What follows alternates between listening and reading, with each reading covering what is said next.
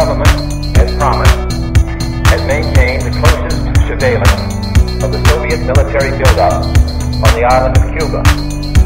Within the past week, unmistakable evidence has established the fact that a series of offensive missile sites is now in preparation on that imprisoned island. The purpose of these bases can be none other than to provide a nuclear strike capability against the Western Hemisphere. Upon receiving the first preliminary hard information of this nature, last Tuesday morning at 9 a.m., I directed that our surveillance be stepped up. And having now confirmed and completed our evaluation of the evidence and our decision on a course of action, this government feels obliged to report this new crisis to you in fullest detail. The characteristic of these new missile sites indicate two distinct types of installation. Several of them include medium-range ballistic missiles capable of carrying a nuclear warhead for a distance of more than 1,000 nautical miles. Each of these missiles, in short, is capable of striking Washington, D.C., the Panama Canal, Cape Canaveral, Mexico City, or any other city in the southeastern part of the United States, in Central America, or in the Caribbean area. Additional sites not yet completed appear to be designed for intermediate-range ballistic missiles capable of traveling more than twice as far and thus capable of striking most of the major cities in the Western Hemisphere, ranging as far north as Hudson's Bay, Canada, and as far south as Lima, Peru. In addition, jet bombers capable of carrying nuclear weapons are now being uncrated and assembled in Cuba, while the necessary air bases are being prepared.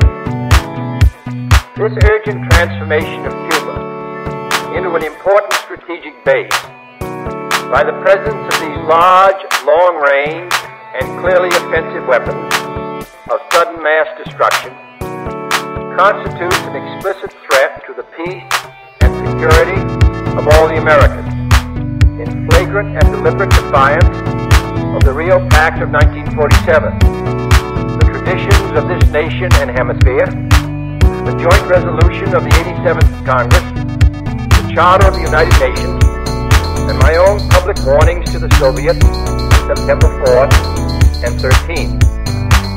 This action also contradicts the repeated assurances of Soviet spokesmen, both publicly and privately delivered, that the arms buildup in Cuba would retain its original defensive character, and that the Soviet Union had no need or desire to station strategic missiles on the territory of any other nation. The size of this undertaking makes clear that it has been planned for some months.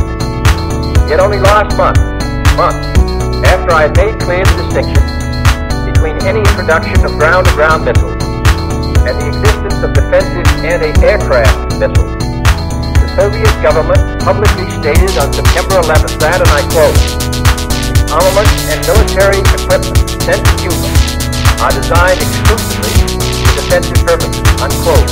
That there is, and I quote the Soviet government, "there is no need for the Soviet government to ship these weapons for a retaliatory blow to any other country, for instance to Cuba," unquote.